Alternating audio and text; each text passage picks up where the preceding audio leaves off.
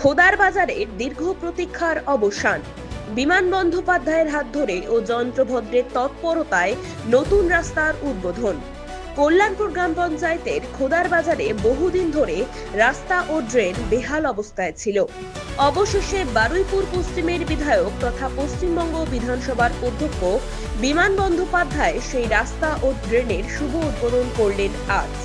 দক্ষিণ চব্বিশ পরগনার জেলা পরিষদের মৎস্য ও প্রাণী সম্পদ দপ্তরের কর্মাধ্যক্ষ জয়ন্ত ভদ্রর ঐকান্তিক প্রচেষ্টায় এই রাস্তার শুভ উদ্বোধন হয়।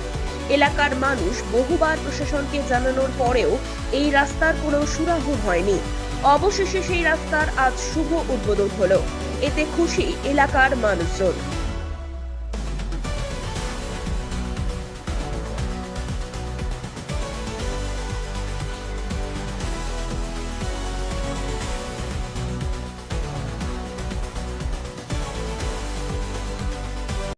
কি উদ্বোধন করলেন আর তার কত টাকার ব্যয়? আন্ডারগ্রাউন্ড ড্রেনেজ হবে খোদার বাজার থেকে, যেটা আউটফলে গিয়ে করবে প্রায় 1 কিলোমিটার। সেই সঙ্গে 3টে রাস্তা উদ্বোধন করা হলো। প্রায় প্রকল্পের ব্যয় হবে প্রায় 4 কোটি টাকা। এটা জেলা পরিষদের উদ্যোগে মূলত এই কাজটা হচ্ছে। সঙ্গে আমরাও রয়েছি এবং এটা করতে আমাদের প্রায় কিছুদিন সময় লাগবে। তবে মানুষের কাছে আবেদন করলাম এই কাজের সময় অনেকে একটু অসুবিধা হবে, অসুবিধা জানার একটু তারা দিয়ে কতদিন ধরে অসুবিধায় ভুগছিলেন এই রাস্তার এটা জন্য? খোদার বাজারের জন্ম থেকে এই অবস্থা। আমি তো আমার জন্ম থেকেই দেখে আসছি এরকম।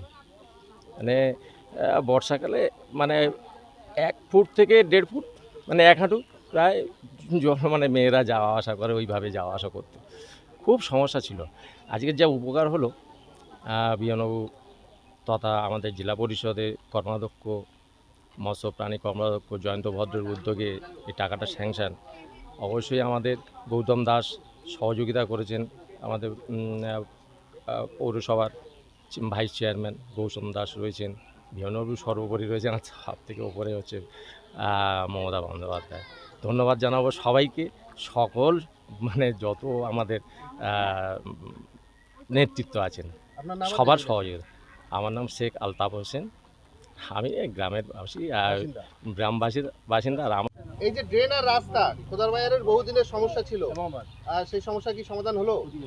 সমাধান হওয়ার পথে আজকের সবে কর্মসূচি মানে করলো, আজকে উদ্বোধন করলো, রাস্তাটা করবে কালকে থেকে, এরকম পরিস্থিতি দিয়েছে। কিন্তু পরিস্থিতিটা আমাদের অনেক দিন আগে থেকেই অনেকেই দিচ্ছিল, যে আসে সে পরিস্থিতিই দেয়। আমরা পরিস্থিতি নিয়েই এত বড় হয়ে গেলাম। আজ পর্যন্ত কোনো দিন বাস্তবায়িত হয়নি, আজকের বাস্তবায়িত হতে চলেছে। তার পিছনেও অনেক কারণ ছিল। পিছনের কারণ হচ্ছে কি, এটা হতো কি ওপরওয়ালা ভালো জানে, যে যেই বলেন ঈশ্বর গড যেই বলেন সে ভালো জানে। আমরা এই কটা ছেলে আরও কজন আছি, আমরা গ্রুপ আছে একটা, যেটা 50-60 জনের গ্রুপ, তার মধ্যে আমি লিড করি। আমার কথা এরা সবাই শোনে। তো এই আমরা পরিস্থিতি নিয়েছিলাম যে এবছরে কোনো কাউকে দেয়াল লিখতে দেব না।